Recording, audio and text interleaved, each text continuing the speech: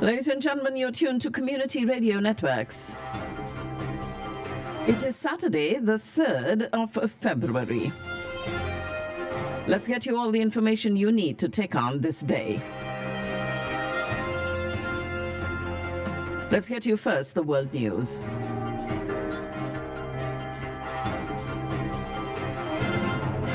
This is Community Radio Networks. The world news read by Shabnam Madgil. The U.S. military launched an air assault on dozens of sites in Iraq and Syria used by Iranian-backed militia and the Iranian Revolutionary Guard yesterday in the opening salvo of retaliation for the drone strike that killed 3 U.S. troops in Jordan last weekend. The massive barrage of strikes hit more than 85 targets at 7 locations, including command and control headquarters, intelligence centers, rockets and missiles, drone and ammunition storage sites, and other facilities that were connected to the militia or the IRGC's Quds force, the Guard's expeditionary unit that handles Tehran's relationship with and arming of regional militia. And President Biden made it clear in a statement that there will be more to come. The U.S. strikes appeared to stop short of directly targeting Iran or senior leaders of the Revolutionary Guard Quds force within its borders, as the U.S. tries to prevent the conflict from escalating even further. Iran has denied it was behind the Jordan attack. U.S. Central Command said the assault involved more than 125 precision munitions, and they were delivered by numerous aircrafts, including long-range B-1 bombers flown from the U.S. We do have these U.S. military retaliatory airstrikes against Iranian forces and Tehran-backed militia groups in Iraq and Syria that have killed at least 18 fighters following a deadly drone attack on an American base in Jordan. Iranian President Ibrahim Raisi issued a stern warning against any possible attack by the U.S. in retaliation for the strike that killed 3 American troops in Jordan. The U.S. has begun conducting the airstrikes on targets in Iraq and Syria, and the start of what will likely be a series of larger-scale U.S. strikes on Iranian-backed militia who've carried out attacks on U.S. troops in the Middle East. Prominent Republican lawmakers were quick to criticize yesterday's airstrikes in Iraq and Syria as insufficient following the deaths of the 3 U.S. soldiers in Jordan this week. Secretary of State Antony Blinken, meanwhile, traveling to the Middle East to press a proposal to release Israeli hostages in return for a pause in the Gaza offensive. He will visit Qatar and Egypt and mediators of this proposal, as well as Israel, the West Bank, and Saudi Arabia, starting tomorrow. U.S. Secretary of State Antony Blinken expected in Israel soon for talks with Netanyahu on this proposal. Israeli Prime Minister is engaged in intense political maneuvering as pressure grows at home and abroad to obtain release of prisoners held in Gaza and bring fighting to a halt. Fighting has raged in Gaza, forcing thousands of Palestinians to flee seeking shelters after Qatar and Hamas had given initial support to a hostage prisoner exchange that would pause its fight with Israel. Deadly strikes were reported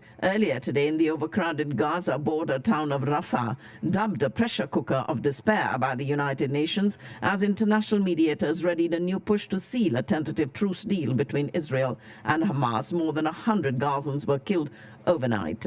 And the total now is at 27,131 who have been killed since the start.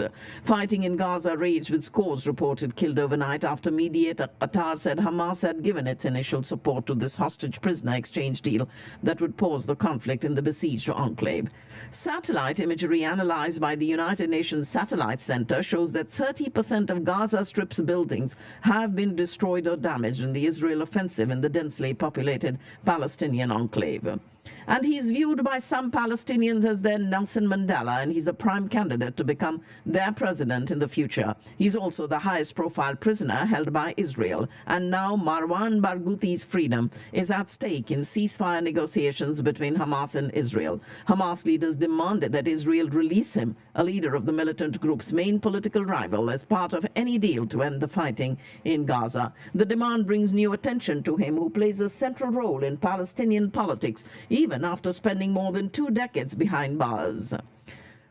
Palestinian Prime Minister has said he received confirmation from representatives of 5 countries that suspended funding to the UNRWA that they intend to resume their donations within several weeks. Sweden's intelligence services said that the investigation into a foiled attack on the Israeli embassy in Stockholm this week was being probed as a potential terrorist crime. And Belgium has summoned the Israeli ambassador to complain about the destruction of the country's development agency office in Gaza. The office was in a 6-story building in Gaza City. Carl Weathers, who came to fame as Apollo Creed in the Rocky movies and proceeded to appear in dozens of movies and TV shows from Predator to The Mandalorian, has died. He was 76 years old. He died peacefully at home, and he was an exceptional human being who lived an extraordinary life, said his family's statement. Through his contributions to film, television, the arts and sports, he has left an indelible mark and is recognized worldwide and across generations. He's a beloved brother, father, grandfather, partner, and friend. He was actually a former football player who had never boxed when he auditioned for the role in Rocky, proceeding to appear as Apollo Creed in that Oscar-winning film and the next 3 sequels. As news spread yesterday of the death of the actor and director Carl Weathers, filmmakers and former co-stars noted the breadth of his career, from his work in iconic drama and action films like the Rocky franchise, in which he played the role of Apollo Creed, Predator and Action Jackson, to film comedies like Happy Gilmore, to television shows like the Star Wars series, The Mandalorian, and Arrested Development. Weathers was a versatile performer. President Biden is coming to Los Angeles today as part of a whirlwind trip west. The president will make a stop before heading to Nevada tomorrow, where he will participate in a political event.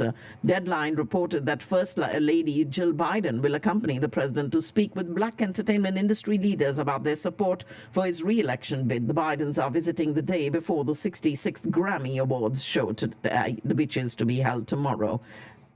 And while in LA, his supporters across the country in South Carolina will be headed to the polls in the first official Democratic primary day of 2024. The Democratic primary in South Carolina today has morphed into an under-the-radar contest for those eyeing the party's nomination in 2028.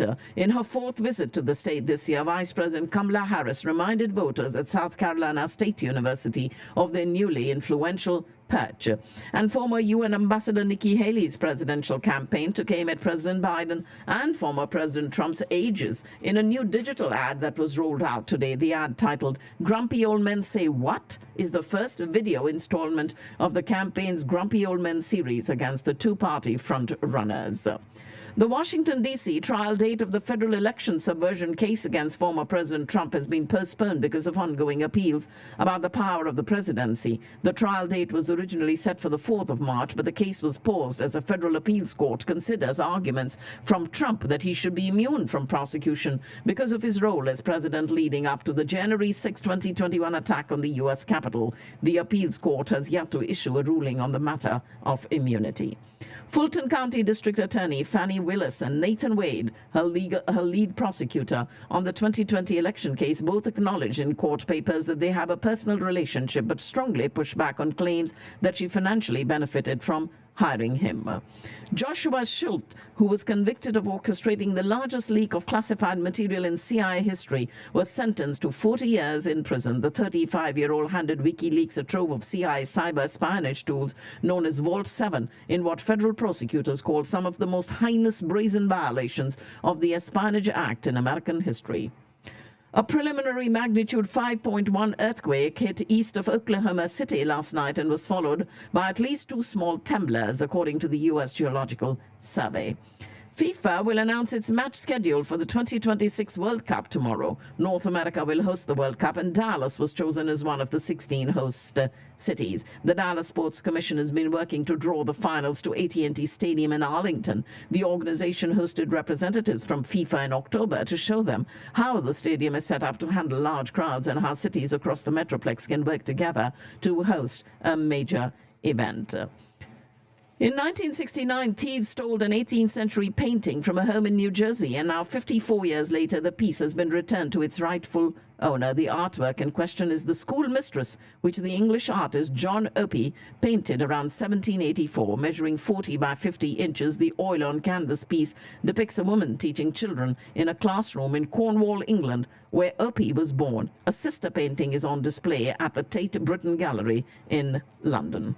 The first functional 3D printed brain tissue has been developed to examine the human brain's function and study various neurological orders. According to experts at the University of Wisconsin-Madison, printed tissue can grow and function like typical brain tissue, and this 3D printed brain model might be useful in studying various neurological and neurodevelopment problems, including Alzheimer's and Parkinson's diseases. Officials across Southern California are warning residents to prepare for what could be life-threatening and damaging flooding beginning tomorrow, as a storm system fueled by a massive atmospheric river brings heavy sustained rainfall and dangerous waves to an already soaked region. And this storm could dump more than double of yesterday's rainfall, which caused significant flooding, road closures, and water rescues across the region. The Ukrainian government has informed the U.S. that President Zelensky has decided to dismiss Commander-in-Chief of the Armed Forces of Ukraine, Valery Zaluzhny. According to this report, the White House did not support or object to it. Canada's opposition Conservative Party asked the government to send tens of thousands of decommissioned rockets to Ukraine instead of destroying them. And Bulgaria has begun sending 100 armored personnel carriers to Ukraine from the warehouse of the Ministry of Internal Affairs. Russia launched 14 Shahed attack drones into Ukraine overnight, and President Zelensky has reported in his address yesterday that 2 more air defense systems, which are capable of intercepting everything, had arrived in Ukraine. The Russian military has concentrated about 40,000 troops, more than 500 tanks, and 650 armored combat vehicles near Ilya Yarshash, the head of the press service of that operational and strategic troop grouping. Dozens of people were detained by police in central Moscow today at a rally protesting against Russia's mobilization of men to fight in Ukraine. At least 27 people detained as a group representing the wives of the mobilized soldiers gathered at the Kremlin wall to lay flowers at the tomb of the unknown soldier monument. And it was a number of people also detained at other locations in central Moscow. As Germany prepares to host the Munich Security Conference later this month, several international leaders in German political parties are to be excluded from this year's gathering, according to the chairman of the Defense Forum. The governments of Russia and Iran have not been invited to join some 50 leaders and around 100 ministers due to attend the meeting, which is taking place from the 16th to the 18th of this month. Hungarian Prime Minister Viktor Orbán escalated a standoff with Western allies over Sweden's NATO accession after a senior U.S. lawmaker called for potential sanctions against the lone holdout. Orbán's lawmakers won't allow a parliamentary vote on ratifying Sweden's bid until the Nordic country's leader visits Budapest to meet with his Hungarian counterpart. Members of an armed group fired on a UN helicopter in eastern Congo, injuring 2 South African peacekeepers, one seriously, according to the United Nations. Ladies and gentlemen, you're listening to the World News on this 3rd day of February, wishing you all a lovely Saturday. A small but powerful Chinese rocket capable of sending payloads at competitive cost delivered 9 satellites into orbit today. And this is what is gearing up to be another busy year for Chinese commercial launches. India has been identified as a potential threat to Canada's democratic process, along with China, according to a report by a Canadian news agency, citing a recently declassified top-secret briefing report from the Canadian Security Intelligence Service. Dated the 24th of February last year, the report, titled Briefing to the Minister of Democratic Institutions on Foreign Interference, emphasizes the urgent need for the Canadian government to address foreign interference actively, and India is one of them. Australia has emerged as a sought-after destination for international students, and Indian students in particular are increasingly choosing the land down under for their higher education. With its world-class universities, diverse and welcoming culture, and a high quality of life, Australia offers an enriching academic experience to students from India. Critics have been accusing the Indian government of using law enforcement agencies to selectively target its political foes following the arrest of an opposition politician minutes after his resignation as a state chief minister. Hemant Soren leads one of the several opposition parties that have allied to challenge Prime Minister Modi's BJP in elections this year. His detention was the first arrest of a chief minister for more than a decade, but he's only the latest opposition politician to face a criminal investigation and charges since Modi won power in 2014. Congress party leader Rahul Gandhi was convicted of criminal libel last year after a complaint by a member of Modi's party, and his 2-year prison sentence saw him disqualified from parliament for a time until the verdict was suspended by a higher court, but raised concerns over democratic norms in the country. And Arvind Kejriwal, leader of the Aam Aadmi Party, another member of the opposition alliance and chief minister of the capital region of Delhi, has repeatedly been summoned by investigators probing alleged corruption in the allocation of liquor licenses. Lieutenant Governor of the Andaman and Nicobar Islands, Admiral D.K. Joshi, has called on Prime Minister Modi in New Delhi and briefed him about various developmental projects in the Union Territory. He met the Prime Minister and briefed him about the present status of Netaji Subhash Chandra Bose Memorial and the Rani Lakshmibai Sheila Lighthouse, besides various initiatives taken by the island administration to attract more tourists, including state-of-the-art accommodation facilities, emphasis on solar power and better road connectivity. Defence Minister Rajnath Singh officially commissioned the survey vessel Sandhayak of the Indian Navy in Vizag today, and this new addition is anticipated to enhance the naval force's surveillance capabilities in strategic waterways. Constructed in Kolkata, the vessel has over 80% indigenous content. The 110-meter ship, weighing approximately 3,800 tons, is propelled by 2 diesel engines, and it has been reconfigured from its previous form, which was decommissioned in 2021.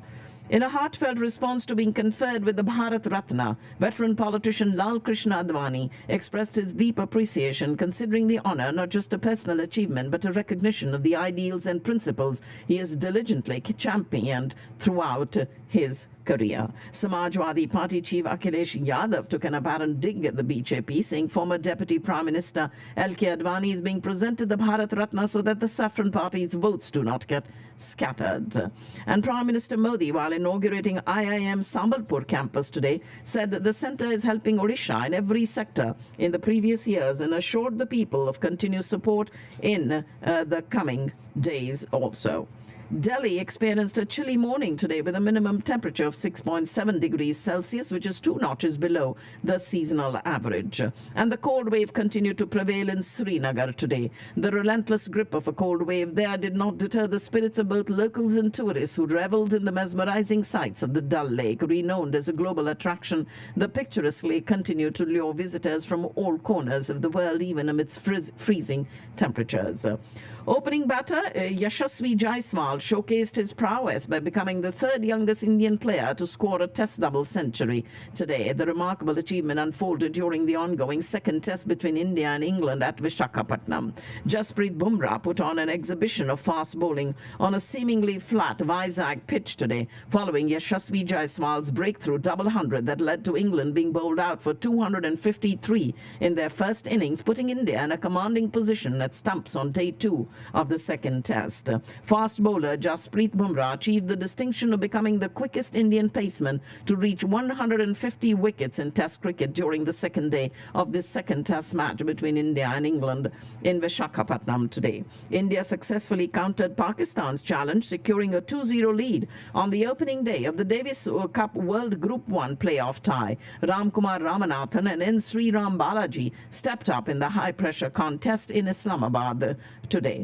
Aisamul Haq Qureshi exhibited intense determination in a closely contested opening singles match. However, the challenging conditions and the high stakes of the game took a toll on him, leading to a hamstring injury in the 3rd set.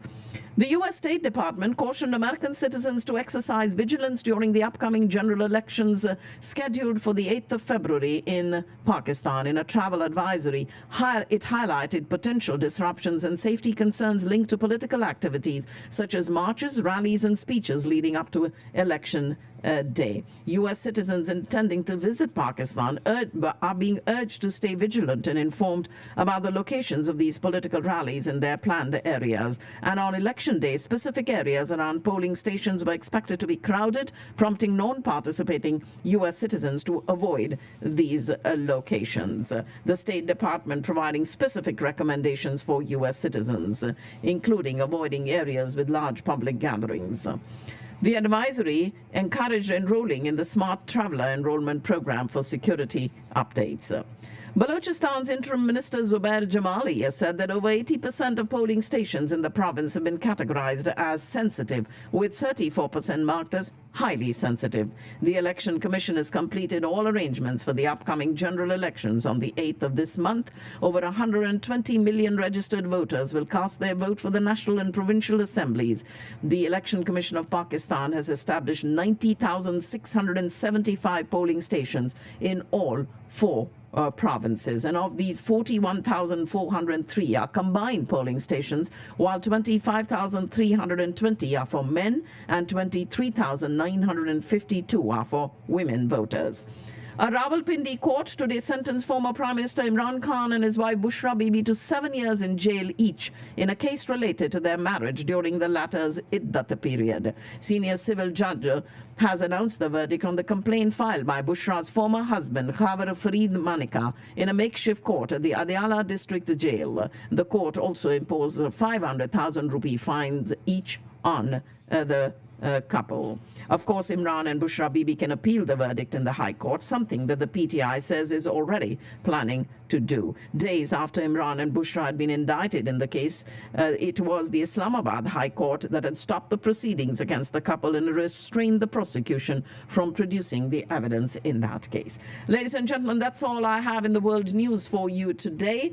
And I do have your Cyber Watch coming up for you in just a couple of minutes. I do want to thank Discount Power, Houston EB5, the Ahluwalia Law Offices, the Wyndham Hotel in Irving, as well as Digital X-Force, Kinza Law, My Kolachi, Ruchi Palace, Shri Vimal, Eggholic, Mystic Mandala, and Flashbrush Productions for their support of community radio networks. And I'll be right back with your cyber report that we bring to you every Saturday.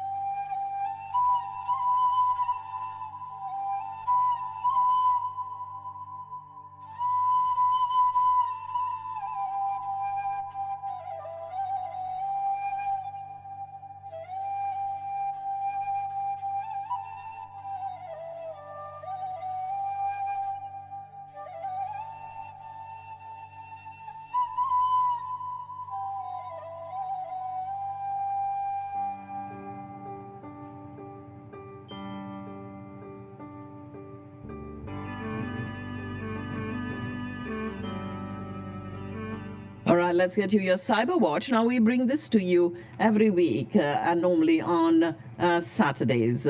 And this week's Cyber Watch here for you right now on Community Radio Networks.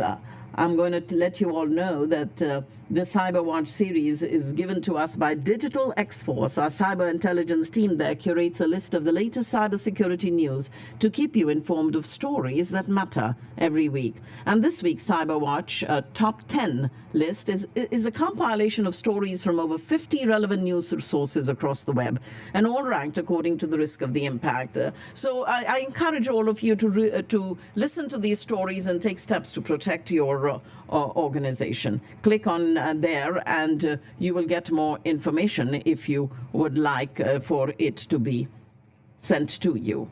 Let's get it to you. It's a CISA that is urging federal agencies to disconnect Ivanti VPNs amid active exploitation, zero-day threats, and state-suspected actors. In response to severe vulnerabilities in Ivanti Connect Secure and Policy Secure VPNs, CISA has issued a directive mandating federal agencies to disconnect affected devices. Ivanti released patches on the 31st of January, including fixes for exploited zero days. Threat actors targeted authentication bypass and command injection flaws, posing grave risks to federal systems. The emergency directive reflects the imminent danger, with CISA emphasizing national security concerns. And while specific to federal agencies, the underlying security issues are deemed relevant to all using Ivanti products, urging non-federal organizations to adopt preventive measures. Mandiant's identification of broad exploitation involving a suspected China nexus espionage threat actor adds geopolitical dimensions to this cybersecurity landscape. And then there are ransomware surges at 68% last year, more than 2022. A Corvus insurance report reveals a 68% surge in ransomware attacks in 2023, despite a fourth quarter dip. A record-breaking year with 4,496 victims signals a persistent threat landscape. The takedown of the Quackbot malware network in the third quarter impacted the fourth quarter, contributing to fewer victims and a shift in tactics. The rise of active ransomware groups by 34% throughout the year is attributed to the fragmentation of established groups sharing encryptors. Notably, the Alpha V Black Cat group's decline in the legal sector and the consistent targeting of the transportation industry underscore evolving threat dynamics. Industries sensitive to business interruptions, such as transportation, logistics, and storage, become attractive targets for groups like Lockbit 3.0 and Alpha V Black Cat. The Schneider Electric hit by ransomware attacks, and the Cactus Group is claiming responsibility. Energy giant Schneider Electric falls prey to a ransomware assault by the Cactus Group, exposing its sustainability business division's data, including terabytes of corporate information. The incident, which occurred on the 17th of last month, has prompted Schneider's swift response involving the shutdown of specific systems and engagement of its global incident response team. Customers of the affected sustainability business, encompassing notable brands like Hilton, PepsiCo, and Walmart, have been notified of this breach. While the investigation is ongoing, Schneider emphasizes the access data with no clarity on the extent or nature of the compromise. This recurrence of a ransomware attack, following a previous incident involving Lockbit's Move It campaign last year, raises concerns about the energy sector's cybersecurity resilience. The Cactus Group, increasingly active in recent months, adds to the urgency of fortifying critical infrastructure against evolving and persistent cyber threats. A Russian state-sponsored cyber campaign called The Bear and the Shell targets dissidents globally with spear phishing tactics. A spear phishing campaign, it's called The Bear and the Shell, that has been uncovered by threat intelligence firm Cluster 25, revealing a targeted effort against entities critical of the Russian government and aligned with dissident movements. The campaign utilizes sophisticated social engineering tactics, deploying seemingly legitimate lures, including a NASA-themed email disguising a job offer zip file. Once opened, the file deploys a multi-platform reverse shell named HTTP shell, granting remote access to the victim systems. The attackers employ a shared command and control CNC server disguised as a PDF editing site for evasion. Cluster 25's investigation uncovered multiple campaigns with similar kill chains, lure themes, and shortcut icons, indicating a coordinated effort against various targets globally. And the attackers expanded their tactics, incorporating themes like US aid and targeting organizations like Bellingcat and independent Russian media outlets. While definitive attribution is challenging, evidence suggests a Russian state-sponsored threat actor, raising concerns about cyber attacks, suppressing dissent, and silencing critics. A sophisticated nation-state actor is breaching Cloudflare in advanced attacks. The incident linked to Okta data breach. Cloudflare is a global IT services and cloud provider and disclosed a security incident where a sophisticated nation-state actor infiltrated its network. Discovered on Thanksgiving Day last year, the threat actor had been moving with Cloudflare's systems for nearly 2 weeks. Engineering teams swiftly mitigated the threat within 3 days, emphasizing that no customer data or systems were impacted. The security lapse was connected to the massive Okta breach from last fall, where attackers compromised sensitive customer data, including login credentials for Cloudflare's enterprise support services customers. The threat actor, utilizing stolen Okta credentials, accessed Cloudflare's Atlassian server, gaining limited access to documentation and source code. Cloudflare acknowledges security blunder, revealing that compromised login credentials meant to be rotated were mistakenly overlooked. The attacker breached Atlassian products, Cloudflare's AWS environment, Cloudflare Apps Marketplace, and a Bitbucket service account. Despite unsuccessful attempts to access data centers, repositories, and the dashboard, the threat actor displayed a keen interest in various aspects of system access. Cloudflare's swift response and robust security measures limited lateral movement and prevented any impact on customer data or configurations. Arrests have been made in a $400 million crypto heist linked to FTX's bankruptcy. The U.S. Department of Justice has indicted 3 individuals, Robert Powell, Carter Rohn, and Emily Hernandez, for allegedly operating a cybercriminal theft ring known as the Powell SIM Swapping Crew. The group is accused of using SIM swap techniques to trick phone companies into redirecting users' mobile phone registrations to their own SIM cards, enabling access to authentication codes and stealing hundreds of millions of dollars. Notably, the crew is charged with siphoning $400 million in virtual currency from a company referred to as Victim Company 1 on the night of November the 11th in 22, the exact timing of FTX's cryptocurrency theft during its bankruptcy declaration. Blockchain analysis firm Elliptic supports the inference that FTX is likely Victim Company 1. The indictment details how the crew executed the SIM swap, involving obtaining a fake ID and presenting it at an AT&T retail store in Texas. This allowed the theft of authentication codes essential for account access.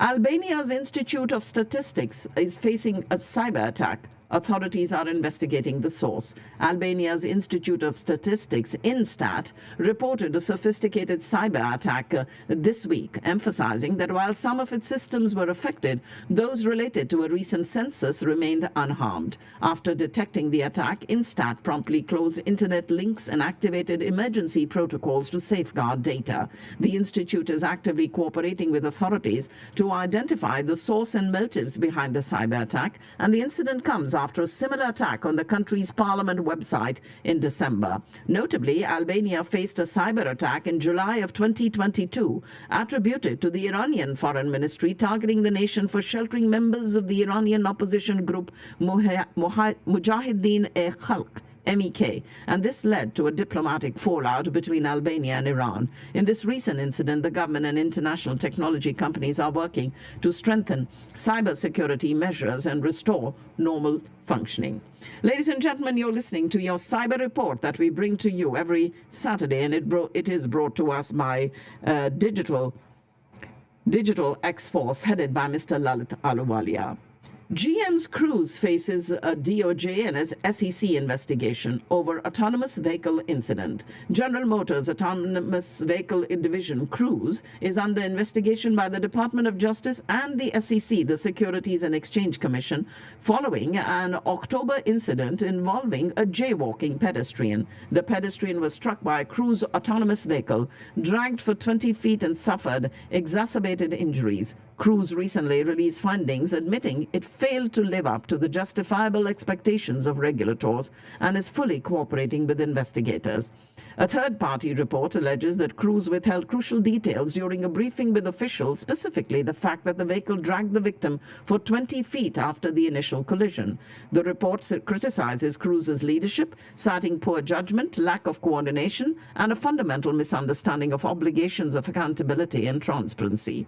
Former Cruise CEO Kyle Vaught resigned, revealing the company's struggles with recognizing children and frequent need for human intervention.